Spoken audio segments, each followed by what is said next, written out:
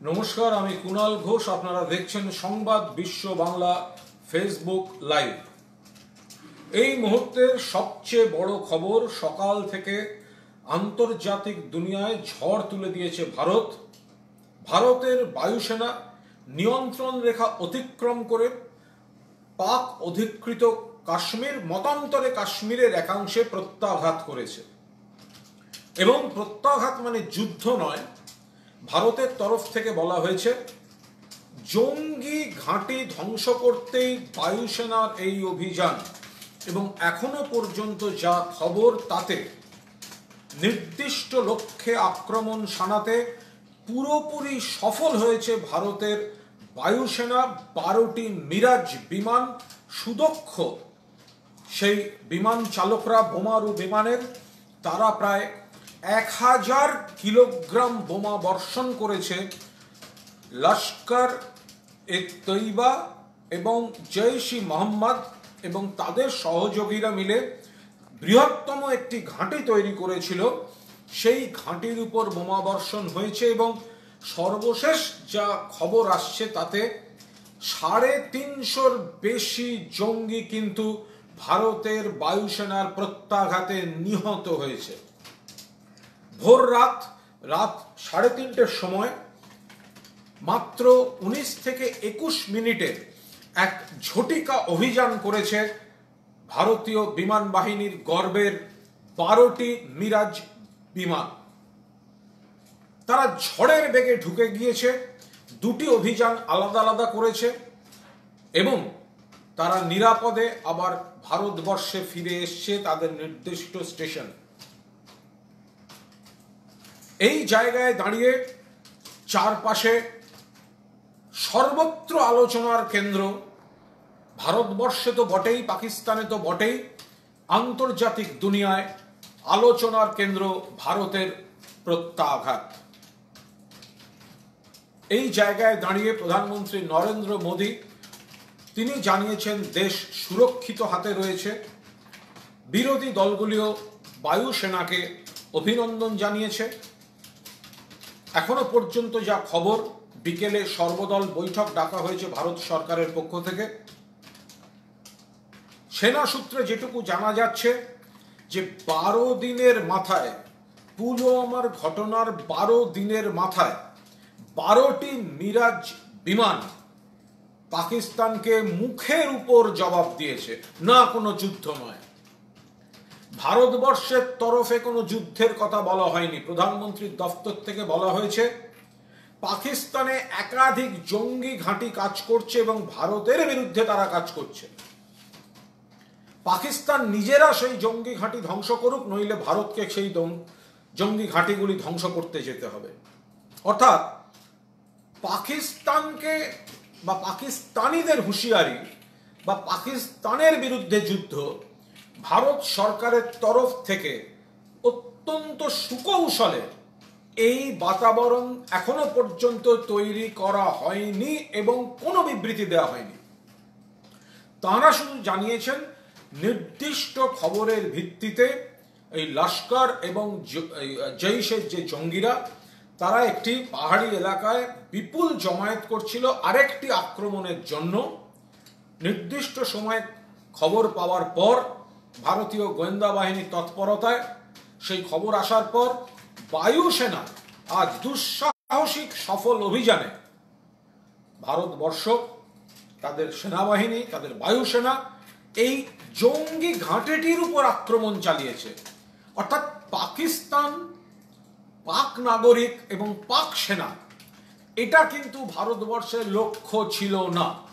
এবং এখনো পর্যন্ত যা পরিস্থিতি বোঝা যাচ্ছে আন্তর্জাতিক প্রতিক্রিয়া থেকে, ভারতের এই অবস্থান কিন্তু কূটনৈতিক দিক থেকে ইতিবাচক সাড়া পাচ্ছে। মার্কিন প্রেসিডেন্ট ডোনাল্ড ট্রাম্প থেকে শুরু করে বিশ্বের একাধিক রাষ্ট্রনায়ক, তারা কিন্তু পরিষ্কার বলেছেন যেভাবে জঙ্গি হানা হচ্ছিল ভারতে, সেখানে ভারতের তরফ থেকে এই ধরনের কোনো পদক্ষেপ, জঙ্গি দমনের পদক্ষেপ, তাতে তারা ভুল কিছু দেখছেন না। একমাত্র শোনা যাচ্ছে পাকিস্তানের রাষ্ট্রনায়করা চীনের কর্তৃপক্ষের সঙ্গে একটা আলোচনা চালাচ্ছেন। চীন কি অবস্থান নেবে সেটা এখনো স্পষ্টভাবে বোঝা যায়নি, কোনো বিবৃতি এখনো পর্যন্ত যখন আমরা সরাসরি সংবাদ বিশ্ব বাংলা আপনাদের সঙ্গে সরাসরি রয়েছি সেই জায়গাটা আসেনি। একটু আগেই জানা গিয়েছে, আমাদের নিউজ ডেস্কে যারা কাজ করছেন তারা জানাচ্ছেন, মাসুদ আজহার কুখ্যাত জঙ্গি নেতা, যাকে পাকিস্তান কোলে করে আগলে রেখেছে, মাসুদ আজহারের প্রথমে খবর ছিল শ্যালক, এখন খবর পাওয়া যাচ্ছে তার বড় ভাই, সম্পর্কে কোনো ভাই, কি নাম তার? ইব্রাহিম আজহার। দুজন আলাদা ব্যক্তি, একজন ইউসুফ আজহার, তিনি বোধহয় শ্যালক, আর আরেকজন হচ্ছেন ইব্রাহিম আজহার, তিনি ভাই বা বড় ভাই। অর্থাৎ মাসুদ আজহার কুখ্যাত জঙ্গি, তার দুই নিকটাত্মীয় ওই জঙ্গি ঘাঁটিতে ছিলেন এবং আজকের ভারতীয় বায়ুসেনার বিমান হানার সময় এরা দুজনেই নিহত হয়েছেন বলে খবর এসছে। পাকিস্তান সকালের দিকে কিছুক্ষণ নীরব ছিল, তারপরে তারা প্রথমে নিয়ন্ত্রণ রেখা পার করে ভারতের বায়ুসেনা যে আঘাতটা করেছে সেটা স্বীকার করে নেয়।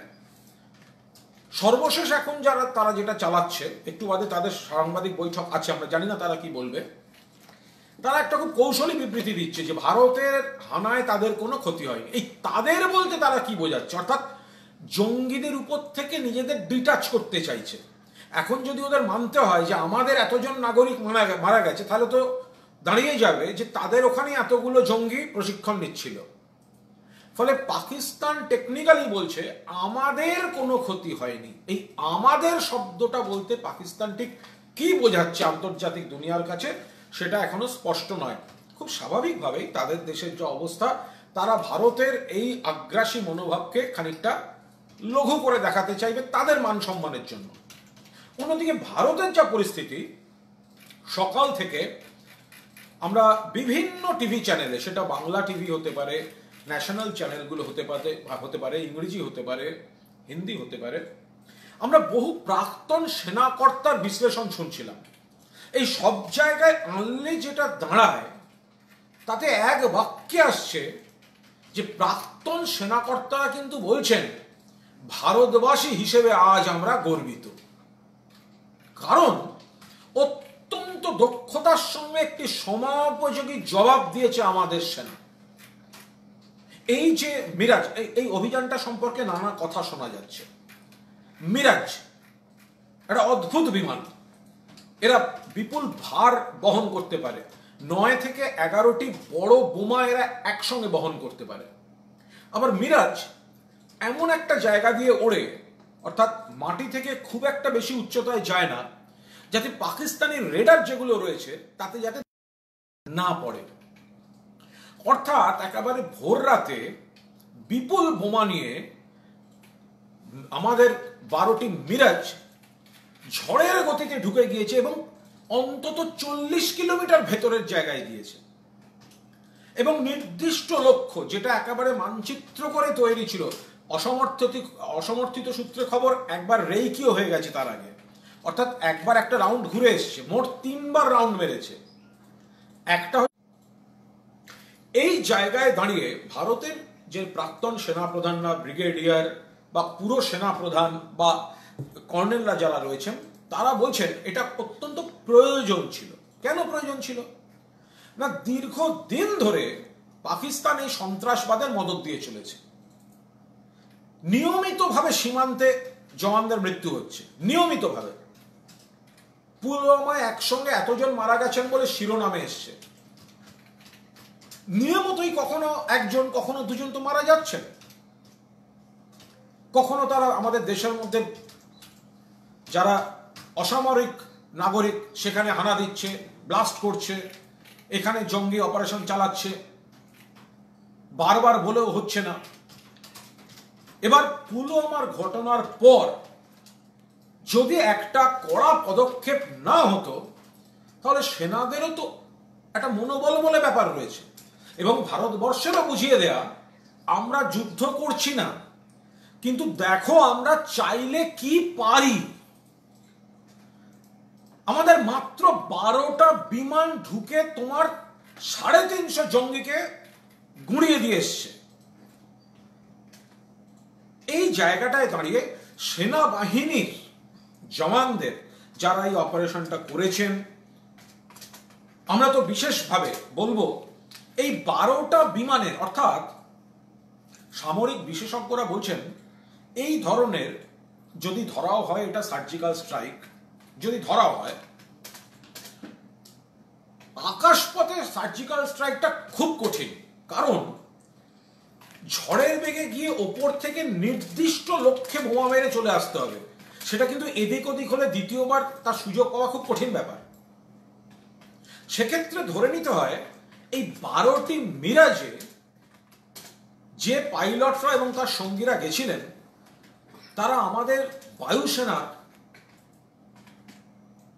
গর্বের সন্তানেরা, এতটাই দক্ষ, দুঃসাহসিকভাবে নিয়ন্ত্রণ রেখা অতিক্রম করে মাটি থেকে খুব বেশি শূন্যতায় না গিয়ে, উচ্চতায় না গিয়ে একেবারে জঙ্গি ঘাঁটি গোলা বর্ষণ করে গুঁড়িয়ে দিয়ে এসছেন তারা। এবার আমি আসি সোশ্যাল মিডিয়ার কথা। এখন এমন একটা সময় আমার মনে হয় আমরা সবাই যারা ভারতে আছি এবং ভারতবাসী তাদের উচিত এক কাট্টা হয়ে সেনাবাহিনীর পাশে দাঁড়ানো। কারণ আপনি, আমি, আমরা সবাই বসে থাকি নিরাপদ দূরত্বে, জীবন দিয়ে তারা রক্ষা করছে, প্রাণ তাদের যাচ্ছে। আজকে তারা একটা জবাব দিয়েছে, দক্ষ জবাব দিয়েছে। আমরা তাদের জন্য গর্বিত এবং ভারতবাসী হিসেবে গর্বিত যে আমরা সহিষ্ণুতায় বিশ্বাস করি, আমরা অহিংসায় বিশ্বাস করি, কিন্তু প্রতিবেশী দেশ যদি বারবার সেই জায়গাটায় হিট করে এবং আমাদের ছেলেদের রক্ত ঝরায়, তাহলে ভারতবর্ষ কতটা শক্তিশালী অন্তত তার ঝলকটুকু দেখিয়ে দেওয়ার প্রয়োজন ছিল, প্রয়োজন আছে এবং প্রয়োজন থাকবে। যদি বলেন ব্যক্তিগতভাবে আমরা যুদ্ধের পক্ষে নই, কেন নই? কারণ আপনি আমি তো যুদ্ধে যাচ্ছি না, আমরা তো নিরাপদ দূরত্বে দাঁড়িয়ে আছি। যুদ্ধে যাচ্ছে অন্য পরিবারের সন্তানরা। আর যুদ্ধ মানে কি? সেখানে পাকিস্তানের ছেলেরাও যেমন মারা যাবে, আমাদের ঘরের ছেলেরাও তো রক্তাক্ত হবে। যুদ্ধ তো একতরফা ক্ষতি হবে না, অর্থনৈতিক ক্ষতি হবে, সবার আসবে। আমরা যুদ্ধ চাই না। কিন্তু আবার এটাও ঠিক, যদি লাগাতার জঙ্গি হানা হয়, লাগাতার জওয়ানদের মৃত্যু হতে থাকে, প্রতিবেশী দেশ যদি পৃষ্ঠপোষকতা করে জঙ্গিদেরকে আমাদের এখানে আক্রমণের জন্য ব্যবহার করে, তখন এই সামরিক শক্তির ব্যবস্থাটাই তো সারা পৃথিবীতে স্বীকৃত। ছেলেরা ক্রমাগত মার খাবে, কাশ্মীরে পাথর ছোড়া হবে,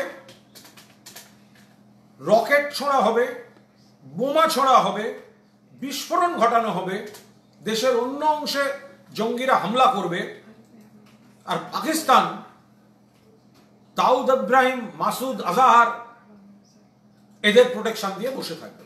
দেখুন, পাকিস্তান তারাও কিন্তু সন্ত্রাসের শিকার। ভুলে গেলেন পাকিস্তানের স্কুলে হানা দিয়েছিল জঙ্গিরা, কি ভয়ঙ্কর ছবি। পাকিস্তানের সাধারণ মানুষও তো সন্ত্রাসের শিকার। কিন্তু সমস্যা হচ্ছে পাকিস্তানকে যে মেশিনারিটা চালায় তারা জঙ্গিদেরই মদত দেয়, ফ্র্যাঙ্কেনস্টাইনের আঘাতে তারা আহত হয়।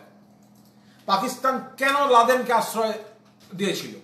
আমেরিকাকে ঢুকে এরকমই এক রাতের অভিযানে লাদেনকে মেরে আসতে হয়েছিল পাকিস্তানে ঢুকে। কেন পাকিস্তান মাসুদ আজহারকে আশ্রয় দিয়ে রেখেছে? কেন দাউদ ইব্রাহিমকে প্রোটেকশন দিয়ে রেখেছে? মাসুদ আজহারের ছবি দেখি, তার চারপাশে অত্যাধুনিক আগ্নেয়াস্ত্র নিয়ে জঙ্গিদের আস্ফালন চলছে, পাকিস্তান অ্যালাউ করে। এবার সোশ্যাল মিডিয়ায় আজকে একটা জিনিস খুবই ভালো লাগছে, যে অন্তত 99% সবাই একমত হয়ে জয় হিন্দ স্লোগানটা উচ্চারণ হচ্ছে। সেনাদের পক্ষে দাঁড়ানোর কথা বলা হয়েছে, সেনাদের মনোবল বাড়ানোর কথা বলা হচ্ছে, সেনাদের উৎসাহ দেওয়ার কথা বলা হচ্ছে। যারা বলছেন তারা কেউ যুদ্ধবাজ নন, এটা ভাবার কোনো কারণ নেই, সবাই যুদ্ধে উৎসাহ দিচ্ছেন না। একটা সময়োপযোগী প্রত্যাঘাত দরকার ছিল, সেই জায়গায় আমাদের ছেলেদের পাশে দাঁড়ানো, একজোট হয়ে একমত হয়ে এক সুরে। আর 1% যুদ্ধ নয়, শান্তি চাই, আলোচনা দিয়ে মেটাতে হবে।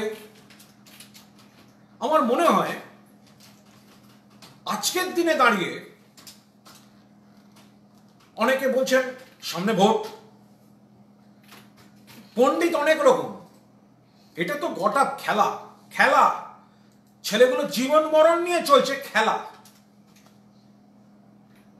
অ্যাকচুয়ালি এরকম কিছু লোক আছেন, নয় তারা দেখাতে চান যে তারা কত বড় পণ্ডিত, আর নয় তারা কোনো না কোনো রাজনৈতিক অবস্থানে থেকে তাদের অভিভাবকদের পা চাটার জন্য এই ধরনের কিছু কথা বলতে বাধ্য হন। কোন রাজনৈতিক দল যদি যুদ্ধ চায় বা যুদ্ধ না চায়, সেনা অপারেশন চলছে, এতগুলো সেনা পুলওয়ামায় মারা গেছে, সেনাবাহিনী ফুঁসছে, দক্ষতার সঙ্গে গিয়ে জঙ্গি ঘাঁটি করছে, আমরা এখানে আলোচনা করব গোটা খেলা। গণতন্ত্র এবং বাক স্বাধীনতার অপব্যবহার করছে এরা, এদেরকে চিহ্নিত করে রাখুন। সুস্থ গণতন্ত্রে সবার বাক স্বাধীনতা আছে, কিচ্ছু বলতে হবে না, কিন্তু এদের কথায় প্রভাবিত হবেন না কেউ, মিটে গেল। আর যারা বেশি জ্ঞান দিতে আসবে, আলোচনায় মেটানো উচিত, এটা হওয়া ঠিক হয়নি, এইটা তো হতোই, এগুলোকে সব একসঙ্গে বেঁধে কাশ্মীরের সীমান্তে ছেড়ে আসুন, সেনাবাহিনী এক কদম পিছিয়ে থাকুক, এরা গিয়ে সীমান্তটা সামলাক। ওখানকার গ্রামে গিয়ে আলোচনা, শান্তি, যুদ্ধ নয় শান্তি চাই, এই জ্ঞানগুলো এই শান্তিপূর্ণ সমাজে না দিয়ে, যেখানে আমাদের ছেলেরা লড়ছে, মারা যাচ্ছে, আহত হচ্ছে, জীবনহানি হচ্ছে, এইসব আঁতেল বুদ্ধিজীবী, সুবিধাবাদী বুদ্ধিজীবী, এগুলোকে ধরে একদম সীমান্তে পাঠিয়ে দেওয়া উচিত। সেনাবাহিনী তার পেছনে থাকবে, এরা কলকাতা নিয়ে হরিনাম করতে করতে ওখানে গিয়ে বোঝাক যে যুদ্ধ নয় শান্তি চাই, এসব আমরা আলোচনা করি, ফুল বিনিময় করি। আমি বুঝে পাই না এইরকম একটা সময় যেখানে আমাদের কয়েকটা ছেলে রাতের অন্ধকারে ঢুকে জঙ্গি, আচ্ছা ওই জঙ্গিগুলো ভারতবর্ষের কোন শহরে এসে বিস্ফোরণ নিয়ে, গোটা দেশের উচিত আমরা সবাই যারা ভারতবর্ষের নাগরিক, যে বারবার বারবার আক্রমণ হয়েছে সেই জায়গায় দাঁড়িয়ে, এবং যুদ্ধ তো বলেনি এখনো ভারত সরকার বা ভারতবাসী, আমরা কেউ বলিনি যুদ্ধ, কিন্তু যে জঙ্গিরা ঢুকে মেরে যাচ্ছে তাদের মাসুদ আজহাররা ওখানে বসে আছে, মাসুদ আজহারের ভাই ওইখানে ক্যাম্প চালাচ্ছে, সেই ক্যাম্পটাও মারতে যেতে পারবে না ভারতের সেনাবাহিনী। এটা কারা বলছে? এটা কারা বলছে? এই করতে করতে আমরা বাড়তে দিয়েছি, জঙ্গিদের সাহস বেড়ে গিয়েছে। তবে হ্যাঁ, আমরা আর একটা জিনিস অত্যন্ত দায়িত্বের সঙ্গে আলোচনা করব, সেটা হচ্ছে এটা ধর্মযুদ্ধ, নীতির লড়াই, কিন্তু ধর্মের যুদ্ধ নয়। পাকিস্তানকে ধর্ম দিয়ে বিচার করবেন না। মনে রাখবেন পাকিস্তানের সেই স্কুলটার কথা, সেখানে ছোট ছোট বাচ্চাদের উপর গুলি চালিয়েছিল জঙ্গিরা, নিপীড়নে যন্ত্রণায় ছটফট করে বিদ্রোহ করেছিল পূর্ব পাকিস্তান। সেদিন ভারতবর্ষের সেনাবাহিনী সেই পূর্ব পাকিস্তানের পাশে দাঁড়িয়ে যুদ্ধ করে স্বাধীন বাংলাদেশের জন্ম দিয়েছিল। এটা ধর্মযুদ্ধ, কিন্তু ধর্মের যুদ্ধ নয়। আর পাকিস্তানের উপর যদি আপনি উত্তেজিত বোধ করেন, চীনের কথাও কিন্তু বাদ দেবেন না। রাষ্ট্রসংঘে মাসুদ আজহারকে কোণঠাসা করার প্রশ্নে প্রোটেক্ট করেছে চীন, থেকে যে পদক্ষেপ নেওয়া হয়েছে পূর্ণ সমর্থন করি। তারা একবারও বলেননি যুদ্ধ করছেন, তারা একবারও বলেননি পাকিস্তানকে অ্যাটাক করেছেন, তারা একবারও বলেননি পাকিস্তানের নাগরিকদের আক্রমণ করেছেন, তারা একবারও বলেননি পাকিস্তানের একজন সেনা তাদের লক্ষ্য ছিল।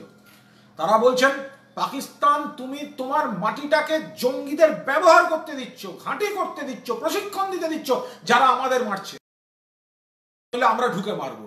বেশ করেছে, ঠিক করেছে বলে।